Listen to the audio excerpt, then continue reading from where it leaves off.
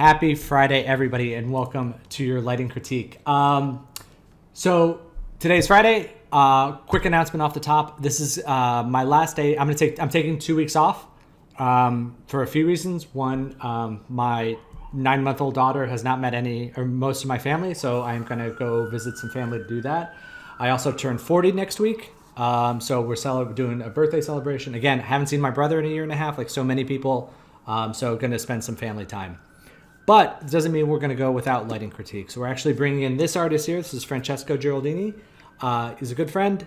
I used to work with him at Blue Sky. He's worked at DreamWorks and Pixar and other places. This is his demo reel. He's going to come in, cover critiques for you guys for a couple weeks. I don't think he'll be doing this, like the daily live stuff. But I'm working with him now to figure out the exacts and the specifics.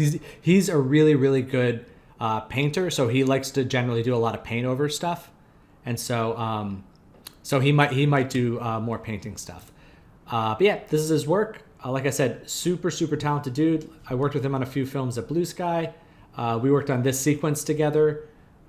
Just a phenomenal artist, incredible eye, and just somebody that I really enjoy working with, and I think that you guys are going to learn a lot from. So my only thing is that when you guys post on Monday, just make sure to give him some context and let him know, if you have reference, repost that so we can kind of see what the goals are. But like I said, I'll still be around. I still have my phone and my iPad with me, so I'll still be checking stuff. I just won't be able to like open Maya or anything, and that is by design for a couple of weeks. So, okay. So let's get started with, we've got a couple of, we've got a video, but I wanted to start with a couple of questions that we had out of the gate. Jordan wanted to know about the system of creating 3D skies in animated films, or skies in general. Back in the day, and I should always caveat this stuff by saying I'm just speaking about my specific experiences, not necessarily what is the industry normal, because I'm only going to speak to the way that we've done it, or the way that I've done it in the past. So previously on animated films, when they were like 2D, when there was no like 3D stereoscopic stuff, many of the backgrounds were just painted. They were matte paintings. They were flat. You as the artist would either create them or have control over them. Lots of times there would be an artist and it would just drop in really nicely. But for the most part, that in many cases was on the lighter's plate as something that he or she needed to create. As things got more stereoscopic and as systems got a little bit more robust, there have been 3D systems that have gone in, and rendering clouds has gotten a little bit easier. So generally speaking, you'll do it one of a few ways. You'll either do something in a program like Houdini, where you get the camera. You'll make some sky or some cloud simulation stuff, and you can actually have the camera within that space and like interacting with VBDs and actually have some clouds, and then you render those out as a separate element and you put them into your shot. You can also do it in Nuke. There's 3D projection techniques in Nuke that you can do, and so you can have those at a far distance. It just makes them a little more dynamic when things are animating. And like I said, it works out really well if you're working on a stereoscopic project. Now, for you guys, if you're just doing stuff for your projects, like for me, if I'm just doing a still or a simple animation, I will design my own sky and do it as like a matte painting, because it just like it's usually a one-off. It's not, and the other reason why doing a 3D solution works really well is that you can do an entire sequence, right? You can set up a sky like for reals, and then when you import all the different cameras facing all the different ways, there's continuity throughout the sequence.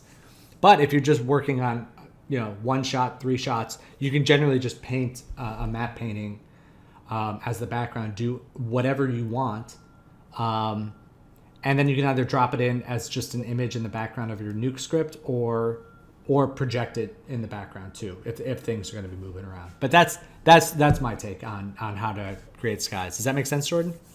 Yeah, it does. That's pretty cool. Yeah. I really want to learn more about how to do matte paintings, because it looks so pretty.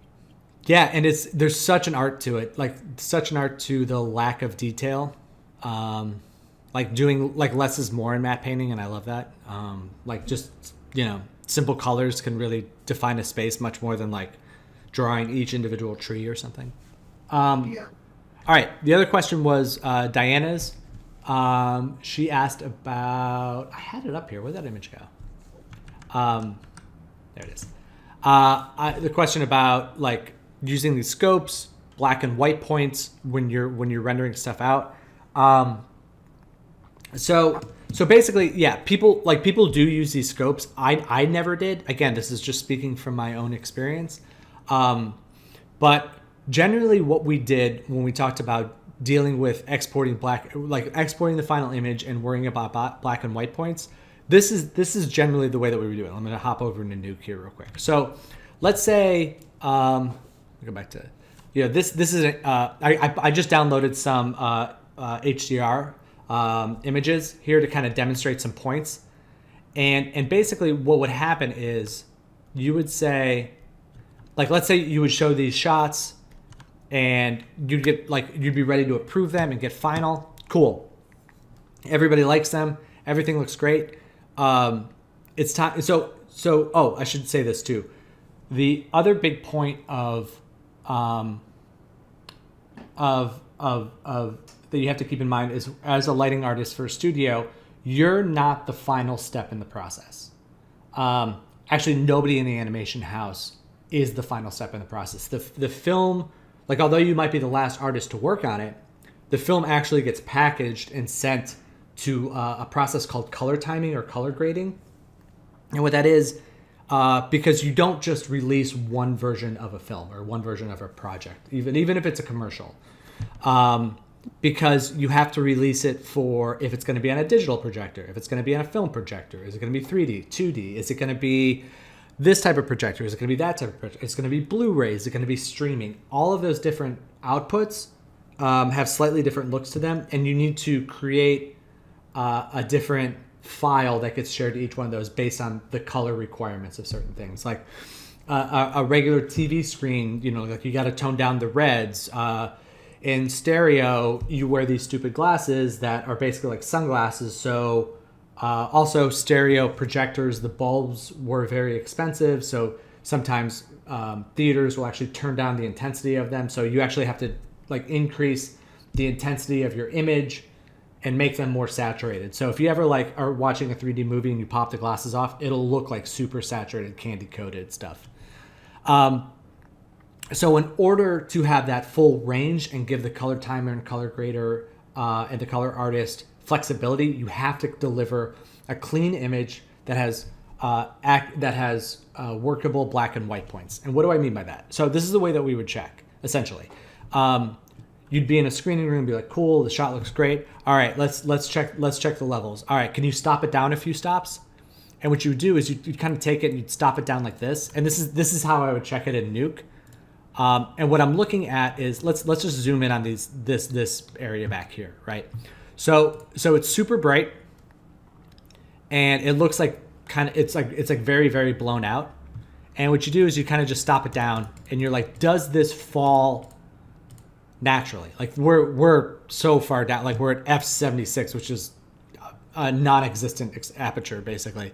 But what we're seeing is that it falls down gracefully, right? It doesn't, like, if this was clamped, if this wasn't, if it didn't do that and we were looking through this and we stepped it down, it would just crush into like this weird gray area versus this, which falls much more nicely. Now, so that's kind of like step one. The other thing is that you always try and stay within a certain value range. And like we set maximum limits. Like I'm looking at this and, like looking down here at these RGB values, I'm scrolling over this, I'm seeing values of, 56, 116 in the blues. That's too high.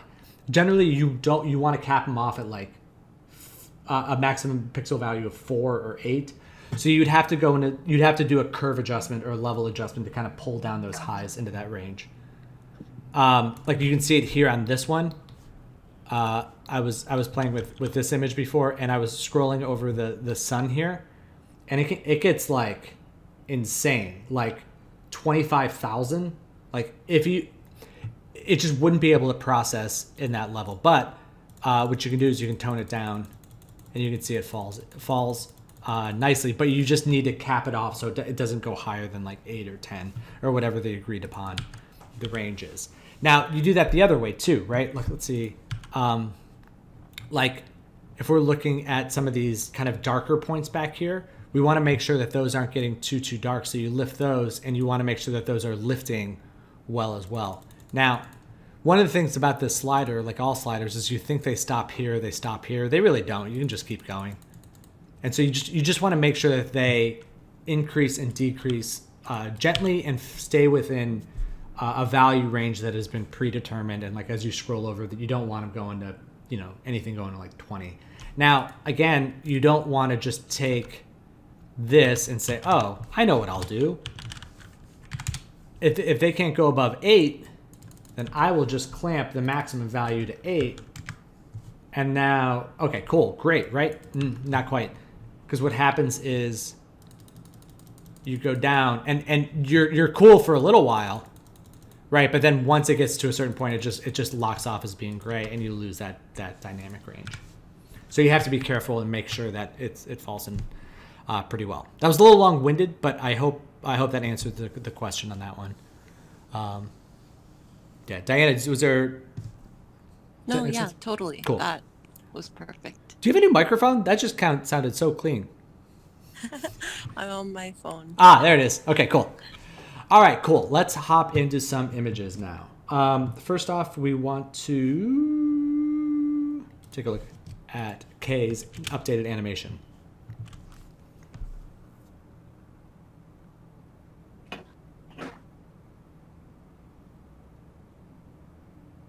Yeah, the vein inside that and that tongue looks really cool.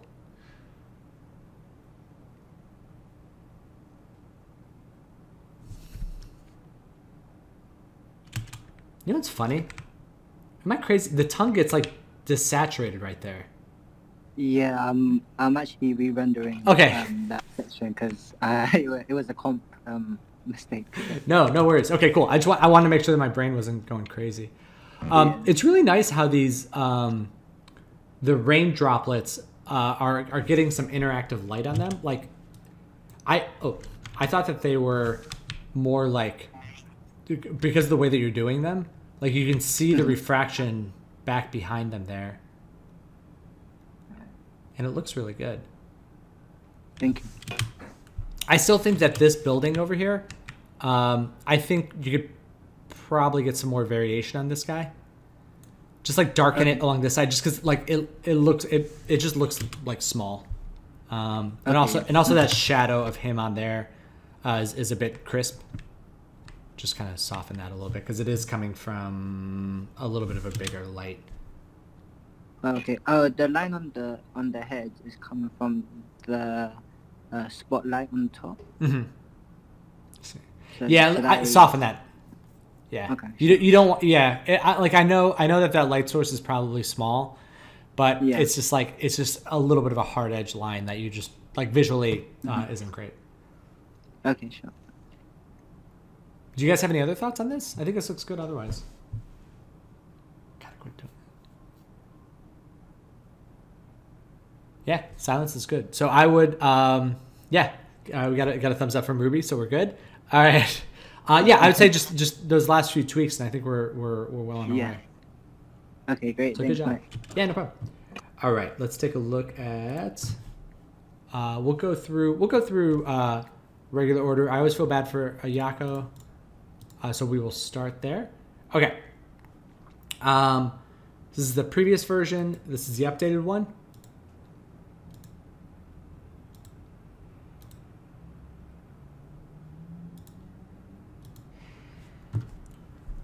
You know what? It's really interesting sometimes to see the stuff with and without the reference, because I think we talked before about the reference having like a lot of greens in the shadows, and seeing it now kind of on its own. I wonder if actually that might have been a bad take on it, because I almost just want to take.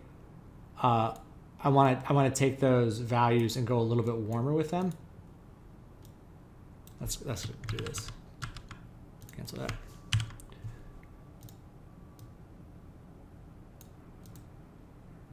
Some more reds.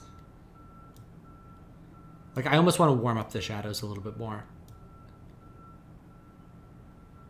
Just because it makes like kind of a richer experience overall. But yeah, I do appreciate, like, I like that we gave this a go. But and you can totally ignore this note if you want to stay true to the reference. But for me, I want to kind of warm up, just because there's so much warmth in the scene that it feels like we're fighting against it at this point. The other thing I was just looking at was like we've got this light shining down here.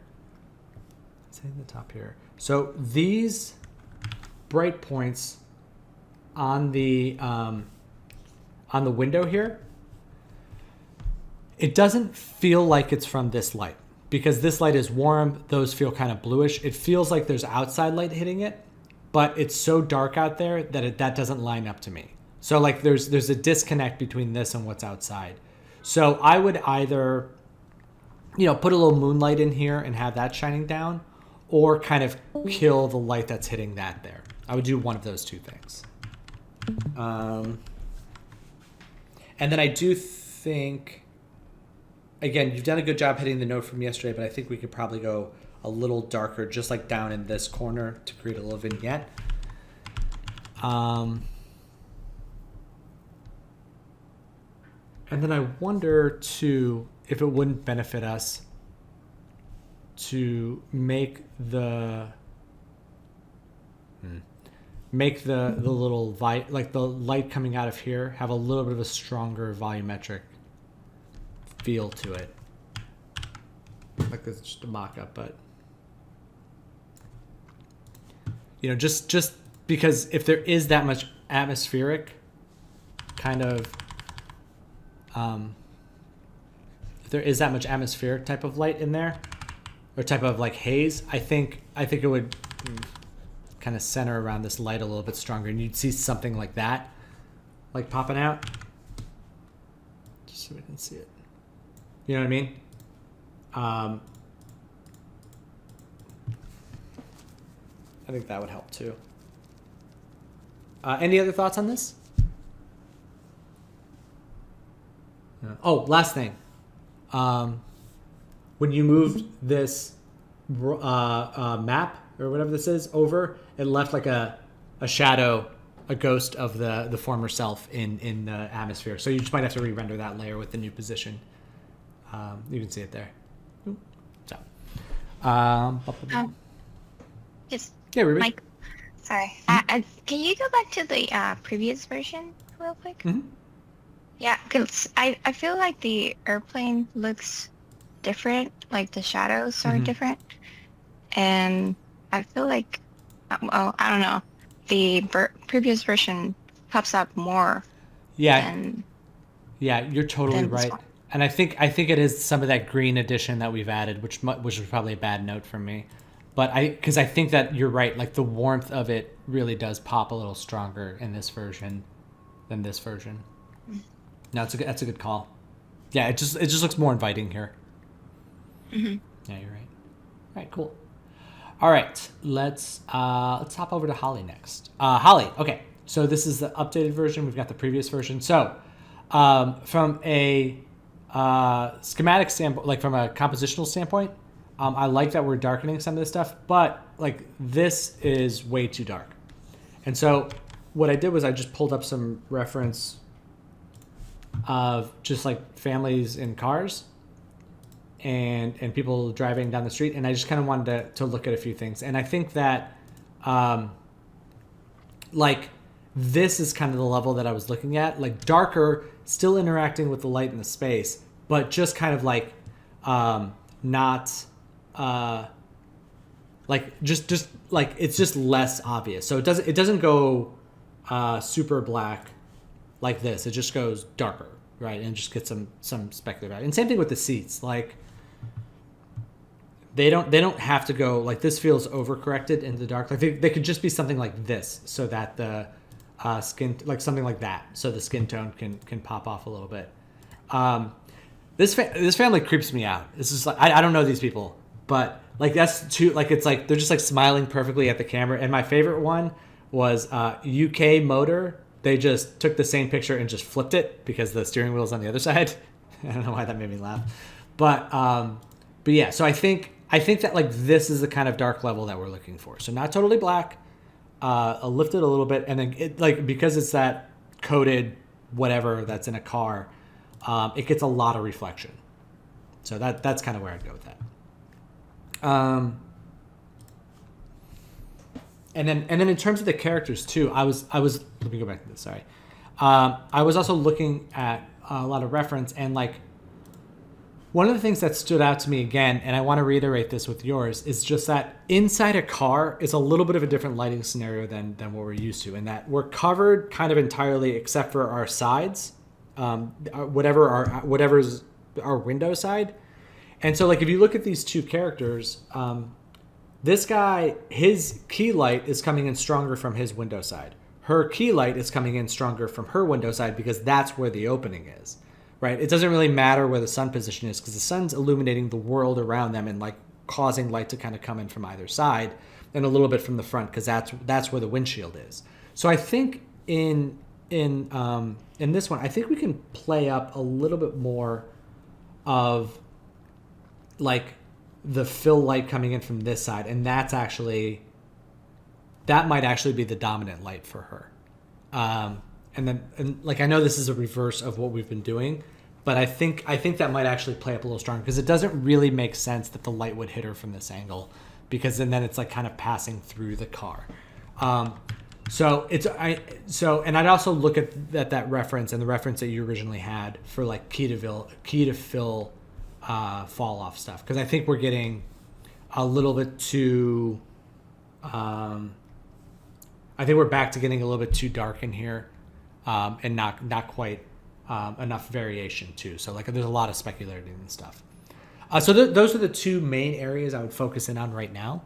Getting those like this seat actually looks better in that reflectivity. I just think that like we don't need to go black in there. And then getting the character fill values. I get like this fill value feels pretty good.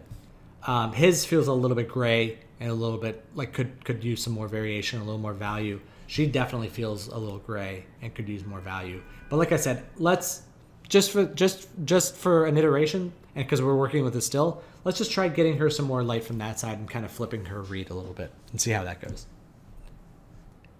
All right, Justin. All right, so you don't have to do the cracked plane thing. It sounds like you want to, but I was like, I feel like it might be cheesy, but it's up to you. But it feels like one of those things that if you try it and like you can get this effect on it pretty quickly and it works out well, go for it. But I wouldn't spend like days on it. All right.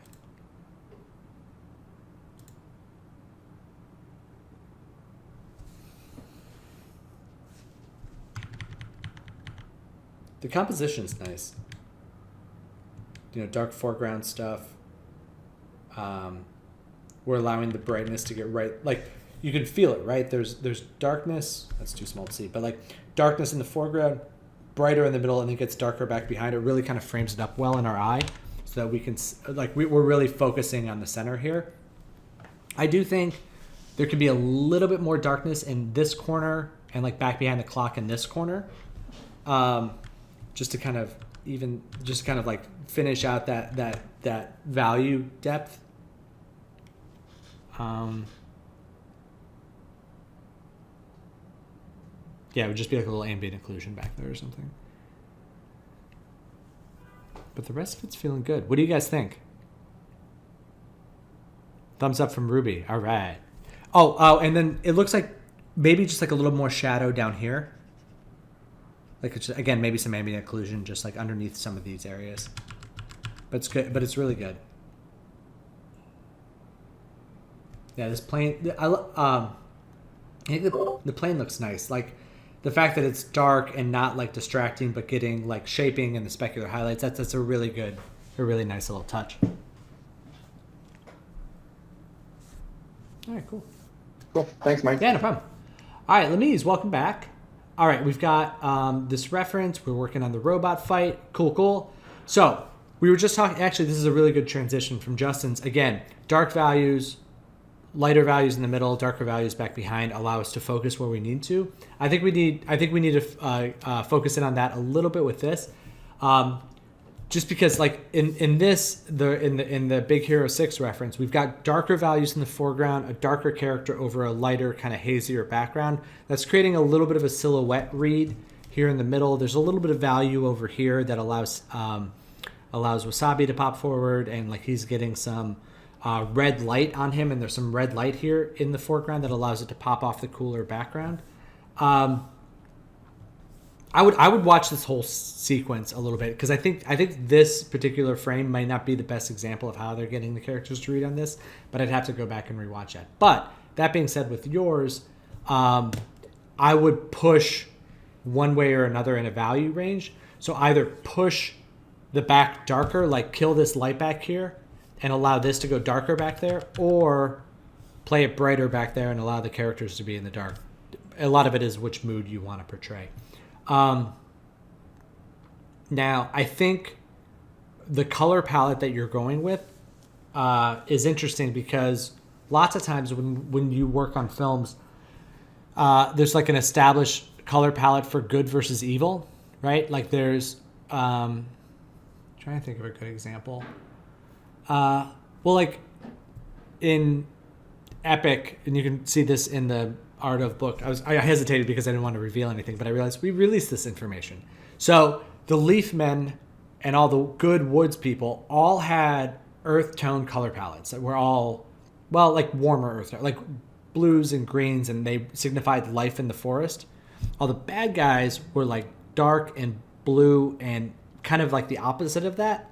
And so whenever there was bad things, it was always like this darker blue thing. If there was ever good stuff, it was warm tones and warmer greens. So with this, it's kind of like she is part of the ship, right? The ship is cool. She's got a purple outfit on. She's getting cool light on her. This invading robot is red, completely opposite. So I think if it was me, I would play up the red value in the robot a little more. And definitely like allow, any light that's hitting the robot doesn't necessarily, like, it can be a little, and this could just be tweaked in post as well.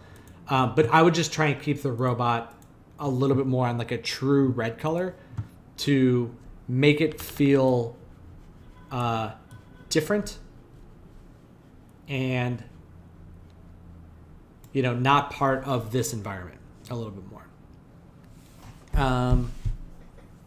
So I think that would be kind of cool.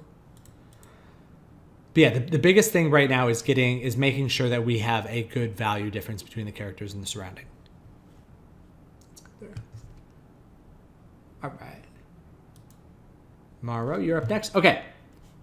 The lack of spec is working out really well. Andre, are you still here? Does that look symmetric to you on the door? If you're Yes, it does. Yeah, it's much better. You're better at that than I am, so I wanted to defer to you on that because I didn't notice that the first time around. I think the value in here looks really nice. I think picking up this level of like the pattern on the wall is really nice. The only thing that, just play around with this. So I think the environment is good. I'll open it up to see if I'm just gonna play with the character for a second. Do you guys see anything other than our main little girl that you would change? Right. I would bump up the key side of her face just a tiny bit. Just feels a little bit like her skin is feeling like it's not really picking up like the diffuse value of the light. Yeah. Like the volumetric hitting. It looks like there's a volumetric hitting her from the right side. Am I right or wrong? Yeah. There's light coming in here. Yeah, I feel like her face would be like lit up a lot more if it's getting hit by that. Yeah, that's what I was playing with. So I think what I did was a little bit too much, but It's also, I would also do, if you have AOVs, I would check the specular pass, and see if there's anywhere we can boost a little more specular on her key side. Not like that super tight stuff that we were seeing, but like, let's see, I thought we had some. So like, do you see how there's some specular in her skin tone a little bit? Like it's more broad, but just, and it wouldn't be super bright. It would be pretty subtle. But the thing is that like her skin right now looks a little bit clay and matte. It's just getting a little bit of that shaping there. Keep it totally off her glasses and the cup and everything else, but just in her skin, just some broad, soft specular would be good on that. But everything else I think is looking good. Watch out for this sharp shadow on her foot. I don't know if there's something causing that, but. And then I was wondering. Oh yeah. I was wondering the light that is coming from the right side and hitting her. It kind of looks like, I don't know, I was just, even before you started talking about that light, I was wondering, like, wouldn't it be nicer, because the God ray is going over her head a little bit, and it kind of makes me feel like the top of her head would be more lit, more lighter value than her face. Maybe wouldn't be a good idea to like lower that God ray to go more like over her, maybe, or just maybe do make her hair a little lighter to go with the light hitting her. Maybe a little bit just like right here. But there was like a rim light on her in a previous iteration, and it looked off because she's right against this door. So I wouldn't do it as a rim light, but if you want to brighten up like that part of her hair a little bit, that would be good. The other thing I was thinking about this is this is at a pretty low angle. I wonder if we could pitch up the base of it so it feels a little bit more like it's coming down at her. And maybe the light position could happen that way too. Just because it feels like the sun is out there, and then I don't know, we can kind of get away with it a little more. I don't know. Yeah, maybe just a little bit of pitching it up, because that'll help get a little bit more shape that way too, and get a little bit on top of her head. Give it a try. And like maybe it looks bad. I don't know, but we'll see. All right, cool. All right, last up we have Mohammed. So this is the previous version. Look at that. There is a guy in the car. I might have missed that the last time. Is that new? Oh yeah, look at that. He's brand new. Ah, look at him. His eyes are goofy. Yeah, I have to work on the texturing. I didn't work yet. No. I like that it's not just a wild car driving on the street. So, I like the warmth of the headlight. I like the darkness of the street. I think we might have gone a little too far on the darkness, and mostly it's not in the diffuse value. It would just be a matter of maybe picking up some specular highlights on the street too, because there might just be a little bit of moisture in the air. But I think overall that read is better. Yeah. Let's do this here, because sometimes I like to.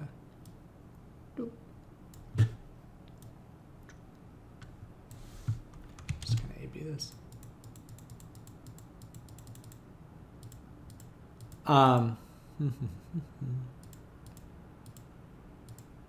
Yeah, this is looking better over here. I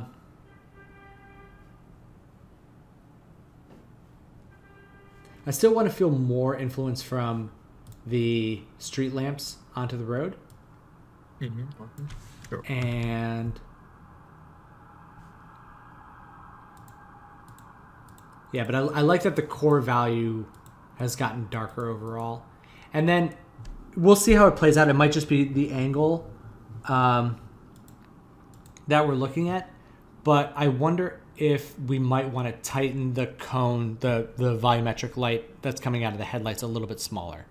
But okay. let's see how it looks on a couple other frames before we do that. Just because it kind of feels like it's spraying a little broadly. I love, and this kind of goes back to what we just saw in Nuke. I love that in this bright area. In the previous version, it was just kind of like bright headlight. but I like the detail in here that we can see a little bulb in there, and then it's a little bit dark, like, because that's kind of how headlights work. There's a bulb that sometimes faces in and hits a reflective surface and then goes out, but still there's like a center core of brightness, and it kind of gets a little darker as it goes out. So I think that's nice, and it works out well in what we were looking at at the very beginning with the high dynamic range images. Like, you want that kind of central core thing to stand out. I know you said you were working on the apartment building stuff. Yeah. The red on this Oscar sign could probably come down, like in the saturation a little bit. It feels a little extra goosed. Yeah. What do you guys think? Do you guys have any other thoughts on this? I want to feel a little more shaping on that street lamp. Like, it looks like to me, I would feel like those the R thing or the P. Is it a P? No, it's not P, yeah. I feel like that would have some kind of like reflectivity or thingies. I don't know, like. Yeah. To me, it feel like what's the word? A road sign. I feel like a road sign has like the reflectivity and like a metalness to it or something. Mm-hmm. I don't know. No, that's a good point too, because they're made of like a thick metal. No, that's really good, because I think that comes back to although this is a city, so it's a little more light pollution. But like, if you think about it, like in terms of like this road would be pretty dark if it wasn't for these specific lights on it.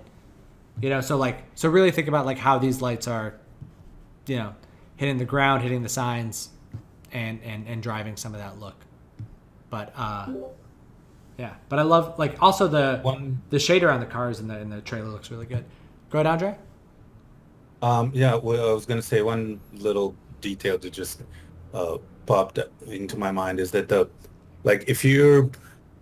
if this is a one-way street, the guy is going in the wrong direction, then the road signs make sense. But if it's like a two-way street, then maybe the P on the right side, the no parking on the right side, maybe goes away. That's good. I don't know. No, the other thing I would say is maybe a little more specularity on the fire hydrants, like a little bit of a rim light or something, just like some spec light, so that you can see, like, because there's a lot of shapes in it, like texture and stuff, and dips and stuff that would be cool to see a little bit of that. Mm-hmm. Yeah. That's a really good point about the signs. I mean, that's like if I'm driving in the city and I want to check to see if a street's one way or not, that's one of my go-tos. Is like, are all the cars parked the same way, or are all the signs facing the same way? Exactly. Yeah. Like, because if you're driving down the street and you're just seeing backs of signs, you're not doing it right. So that's a really good point. All right, cool. All right, guys. Let's see. Is that any other questions or anything for today? All right, keep going. You guys are great. I will see you all in a couple weeks. Yeah. In the meantime, have fun. Keep lighting, and I'm really excited for you all to work with Francesco. He's a really he's a great artist, and you guys, we did this one time with him before, and I came back and all the work looked way better. So I think you're really going to enjoy it. So, all right, guys. I will talk to you all very soon. Enjoy your weekends and take care. All right, be good, guys. Thanks, Take care. Good trip. Thanks so much. Bye. Bye.